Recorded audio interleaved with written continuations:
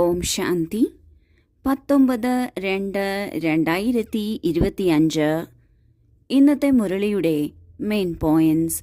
മധുരമായ കുട്ടികളെ, നിങ്ങൾ ഇപ്പോൾ വരെ എന്തെല്ലാം പഠിച്ചിട്ടുണ്ടോ അതെല്ലാം മറക്കണം. ജീവിച്ചിരിക്കെ മരിക്കണം, അർത്ഥം എല്ലാം തന്നെ മറക്കണം. കഴിഞ്ഞതൊന്നും തന്നെ ഓർമ്മിക്കരുത്. ബാബ നമ്മെ പഠിപ്പിക്കുന്നത് പുതിയ കാര്യങ്ങളാണ്, സത്യമായ കാര്യങ്ങളാണ്. അപ്പോൾ അസത്യമായതെല്ലാം നാം മറക്കണം. നാം എന്താണോ ഈ ദ്വാപര കലിയുഗങ്ങളിൽ പഠിച്ചു വച്ചിരുന്നത് അതെല്ലാം തന്നെ മറക്കണം. കാരണം അതെല്ലാം ദേഹാഭിമാനത്തിന് വശപ്പെട്ട് നാം തന്നെ ഉണ്ടാക്കിയ അസത്യമായ കാര്യങ്ങളാണ്.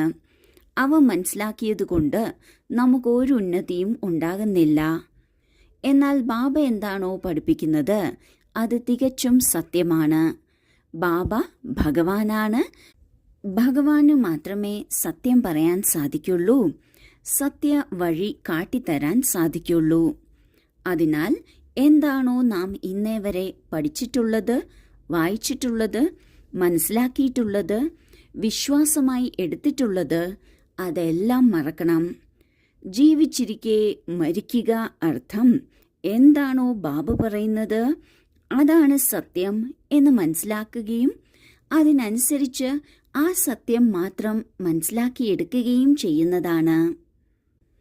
ചോദ്യം: ആരാണോ പൂർണ്ണമായും ജീവിച്ചിരിക്കെ മരിക്കാത്തത് അവരുടെ അടയാളം എന്തായിരിക്കും? ഉത്തരം: അവർ ബാബയോടും ആർഗ്യൂ ചെയ്തുകൊണ്ടിരിക്കും, അതായത് തർക്കിച്ചുകൊണ്ടിരിക്കും. ശാസ്ത്രങ്ങളുടെ ഉദാഹരണം തന്നുകൊണ്ടിരിക്കും. ആരാണോ പൂർണ്ണമായും മരിക്കുന്നത് അവർ പറയും ബാബ എന്ത് കേൾപ്പിക്കുന്നുവോ അതാണ് സത്യം എന്ന്. നമ്മൾ പകുതി കൽപ്പം എന്താണോ കേട്ടിട്ടുള്ളത് അതെല്ലാം കള്ളമായിരുന്നു. ഇതിനാൽ ഇപ്പോൾ ആ കാര്യങ്ങൾ വായിൽ വരിക പോലും ചെയ്യരുത്. ബാബ പറഞ്ഞിട്ടുണ്ട്, ഹിയർ നോ ഈവൽ. ആരാണോ ബാബയെ പൂർണ്ണമായും തിരിച്ചറിയാത്തത് അവർക്ക് പൂർണ്ണമായും മരിക്കാനും സാധിക്കില്ല. ജീവിച്ചിരിക്കെ മരിക്കുക, അർത്ഥം കഴിഞ്ഞതെല്ലാം മറന്ന് പുതിയ ജീവിതത്തിൽ ശ്രദ്ധ കൊടുക്കുക എന്നതാണ്. എന്നാൽ ആർക്കാണോ പൂർണ്ണ വിശ്വാസമില്ലാത്തത്, ആരാണോ പൂർണ്ണമായും മരിക്കാത്തത്, അവർ ബാബയോടും നിമിത്താത്മാക്കളോടും തർക്കിച്ചുകൊണ്ടിരിക്കും. ശാസ്ത്രങ്ങളിൽ അതാണ് പറഞ്ഞിട്ടുള്ളത്, ഇതാണ് പറഞ്ഞിട്ടുള്ളത് എന്ന് പറഞ്ഞ് ഉദാഹരണം തന്നുകൊണ്ടിരിക്കും.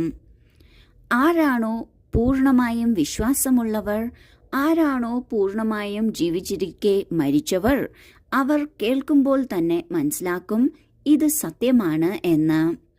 എന്താണോ നാം പകുതിക്കൽപ്പം കേട്ട് പഠിച്ച് മനസ്സിലാക്കി വന്നത് അത് മുഴുവൻ കള്ളമായിരുന്നു എന്ന് തിരിച്ചറിയും. അതിനാൽ ആ കാര്യങ്ങൾ വായിൽ വരിക പോലും ചെയ്യരുത്. ബാബ പറഞ്ഞിട്ടുണ്ട്, മോശമായത് കാണരുത്, കേൾക്കരുത്, പറയരുത്, ചിന്തിക്കരുത്, പ്രവർത്തിക്കരുത് എന്ന്. അത് പൂർണ്ണമായും ജീവിച്ചിരിക്കെ മരിച്ച കുട്ടികൾ ജീവിതത്തിൽ കൊണ്ടുവരും. ഗീതം: ഓം നമ ശിവായ. ധാരണയ്ക്കുള്ള മുഖ്യസാരം: 1.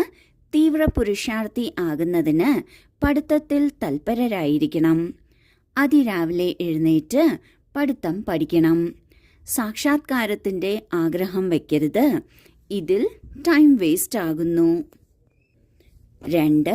ശാന്തിധാമം സുഖധാമത്തെ ഓർമ്മിക്കണം.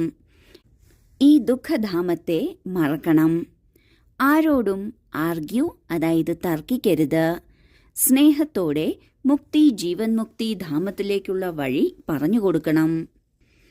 ആദ്യത്തെ പോയിന്റിൽ ബാബ പറയുന്നു, തീർച്ചയായും തീവ്ര പുരുഷാർത്ഥിയാകണം. എന്നാൽ മാത്രമേ ഉയർന്ന പദവിയിലെത്താൻ സാധിക്കുള്ളൂ.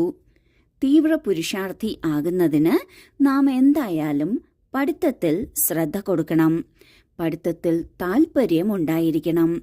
എന്നാൽ മാത്രമേ സ്വാധ്യായം ചെയ്യാൻ സാധിക്കുള്ളൂ.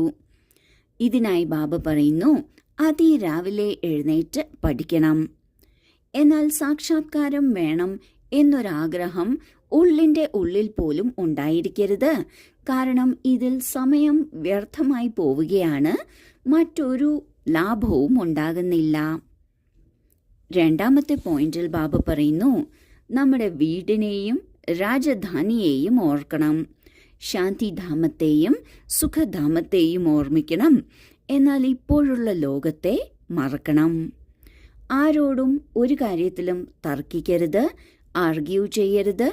പകരം വളരെ സ്നേഹത്തോടെ അവർക്ക് മുക്തിയിലേക്കും ജീവൻ മുക്തി ധാമത്തിലേക്കുമുള്ള വഴി പറഞ്ഞു കൊടുക്കണം. വരദാനം: സദാ സുഖങ്ങളുടെ സാഗരത്തിൽ ലവ്ലീനായിരിക്കുന്ന അന്തർമുഖിയായി ഭവിക്കട്ടെ.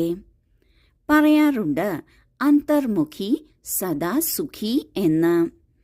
ഏത് കുട്ടികളാണോ സദാ അന്തർമുഖി ഭവ എന്ന വരദാനം പ്രാപ്തമാക്കുന്നത്, അവർ ബാബയ്ക്ക് സമാനം സദാ സുഖത്തിന്റെ സാഗരത്തിൽ ലവ്ലീനായിരിക്കുന്നു.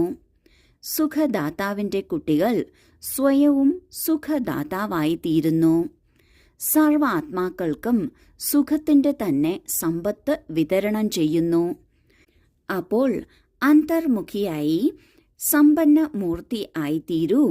അതായത് നിങ്ങളുടെ അടുക്കൽ ആര് ഏത് ഭാവനയോടെ വന്നാലും തന്റെ ഭാവന സമ്പന്നമാക്കി പോകണം. ഏതുപോലെ ബാബയുടെ ഖജനാവിൽ അപ്രാപ്തമായി ഒരു വസ്തുവുമില്ല, അതുപോലെ നിങ്ങളും ബാബയ്ക്ക് സമാനം നിറഞ്ഞവരാകൂ. ബാബയുടെ ഖജനാവിൽ അപ്രാപ്തമായി ഒന്നും തന്നെയില്ല. എന്ത് തന്നെ ആര് ചോദിച്ചാലും അപ്പോൾ അവർക്ക് കൊടുക്കാൻ സാധിക്കും. ബാബ പറയുന്നു, നമ്മൾ കുട്ടികളും ഇതുപോലെ നിറവുള്ളവരാകണം. ഇതിനായി നാം അന്തർമുഖി ആയിരിക്കണം. എപ്പോഴാണോ നമ്മുടെ ശ്രദ്ധ നമ്മളിലേക്ക് പോകുന്നത്, നമ്മുടെ ഫോക്കസ് നമ്മൾ തന്നെ ആയിരിക്കുന്നത്, മറ്റുള്ളവരല്ല. ഒരു കാര്യം വന്നാൽ മറ്റുള്ളവരെന്ത് ചെയ്തു, മറ്റുള്ളവരെന്ത് പറഞ്ഞു എന്ന് ചിന്തിക്കുന്നതിന് പകരം ഞാൻ എന്ത് പറഞ്ഞു, ഞാൻ എന്ത് ചെയ്തു, ഞാൻ എന്ത് പറയണം, എന്ത് ചെയ്യണം എന്ന് ചിന്തിക്കുന്നതിനെയാണ് അന്തർമുഖി എന്ന് പറയുന്നത്. അതായത് നമ്മുടെ ശ്രദ്ധ നമ്മളിലേക്കാണ്. കാരണം നമ്മുടെ പ്രവൃത്തിക്കനുസരിച്ചും നമ്മുടെ മനോഭാവത്തിനനുസരിച്ചുമാണ് നമ്മളുടെ ജീവിതം ഉണ്ടാകുന്നത്, മറ്റുള്ളവരുടെ പ്രവൃത്തിക്കനുസരിച്ച് അല്ല. അതിനാൽ അന്തർമുഖി ആരാകുന്നുവോ അവർ സദാ സുഖത്തിന്റെ സാഗരത്തിൽ സ്നേഹത്തോടെ മുഴുകിയിരിക്കുന്ന സ്ഥിതിയായിരിക്കും. അവർ സുഖദാതാവിന്റെ കുട്ടികളായി എല്ലാവർക്കും സുഖം നൽകുന്നവരായി തീരുന്നു. അവരുടെ അടുക്കൽ ആരെന്ത് ഭാവനയോടെ വരുന്നുവോ അവരുടെ ഭാവന സമ്പന്നമായി തീരുന്നു. സ്ലോഗൻ: ആത്മീയ ലഹരിയിലിരിക്കൂ, എങ്കിൽ ഒരിക്കലും അഭിമാനത്തിന്റെ ഫീലിംഗ് വരില്ല. ആരാണോ ബാബ നമുക്ക് തന്നിട്ടുള്ള സ്വമാനത്തിൽ ഇരിക്കുന്നത്, അവർക്കൊരിക്കലും അഭിമാനത്തിന്റെ ഫീലിംഗ് വരില്ല. സ്വമാനമെന്നാൽ എന്താണോ സത്യമായിട്ടുള്ളത്, നമ്മുടെ എന്താണോ ഐഡന്റിറ്റി, അതാണ്. അത് ബാബ പറഞ്ഞു തന്നിട്ടുള്ളതാണ്, അതാണ് സത്യം. എന്നാൽ അഭിമാനമെന്നാൽ ശരീരത്തിന്റെയും ശരീരത്തിലൂടെ നാം അഭിനയിക്കുന്ന കഥാപാത്രത്തിന്റെയും ഏതെങ്കിലും കാര്യത്തെക്കുറിച്ചുള്ള അഹംഭാവമാണ്. അത് തികച്ചും നശ്വരമാണ്, അത് അസത്യമാണ്. അതിനെയാണ് അഭിമാനം അല്ലെങ്കിൽ അഹങ്കാരം, അഹംഭാവം എന്നെല്ലാം പറയുന്നത്. ആർക്കാണോ ആ ഒരു ഫീലിംഗ് ഉള്ളത്, അത് വികാരത്തിന് അടിമപ്പെടുത്തുന്നത് ആണ്. ഓം ശാന്തി.